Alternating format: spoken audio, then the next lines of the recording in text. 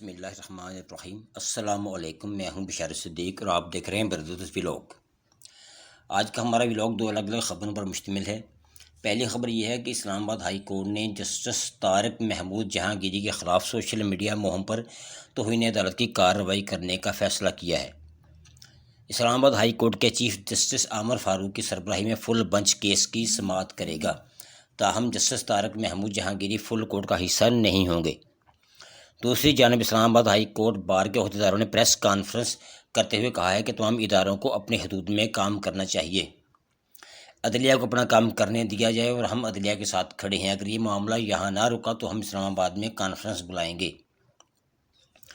Vice chairman اسلام آباد bar council علیم عباسی نے کہا کہ جب عدلیہ کی آزادی پر حرف آیا ہے، ہم کھڑے رہے ہیں۔ جج پہلے وکیل ہوتا ہے، پھر جج بنتا ہے۔ ہمیں کسی سیاسی جماعت سے کوئی امید نہیں ہے۔ جب پارلیمنٹ پر قدغن لگی، ہم نے آواز بلند کی، عدلیہ کو کام کرنے دیجیے، عدالتی فیصلے کرتے ہیں، صحیح کرتے ہیں، غلط بھی کرتی ہیں۔ دوسری خبر یہ ہے کہ کینیا کی عدالت نے پاکستانی صحافی ارشد شریف کا قتل غیر آئینی اور غیر قانونی قرار دے دیا۔ کینیا کی ہائی کورٹ نے ارشد شریف قتل کیس پر اپنا فیصلہ سناتے ہوئے قتل کو غیر آئینی اور غیر قانونی قرار دیا۔ عدالت نے ارشد شریف کے اہل خانہ کو 2 کروڑ 17 لاکھ پاکستانی روپے ہرجانہ دینے کا حکم دیا ہے۔ عدالت نے کہا کہ ارشد شریف کا قتل شناخت میں غلطی کا نتیجہ نہیں تھا۔ کینین ہائی کورٹ نے گولی چلانے والے پولیس افسران اور اہلکاروں کے خلاف فوجداری کارروائی کا حکم دیا ہے۔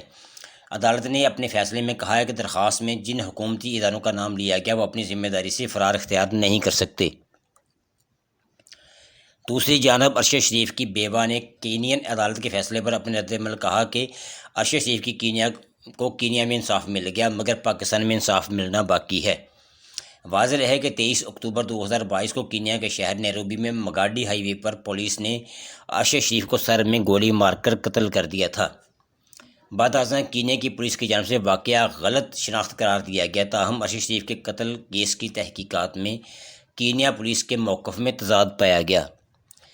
کیس میں پولیس کا ابتدائی موقف تھا کہ وہ مغوی بچے کی باز یابی کے لیے یہاں موجود تھے، جبکہ مقامی تفتیش کاروں کا کہنا تھا کہ جس طرح گاڑی پر گولیاں لگی ہیں، اسے لگتا ہی نہیں ہے کہ یہ چلتی گاڑی پر ماری گئی ہیں۔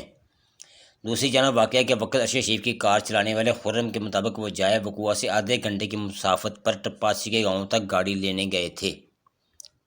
آج ہم انہی 2 خبروں پر اکتفا کریں گے۔ ملتے ہیں اگلے ولاگ میں۔ خدا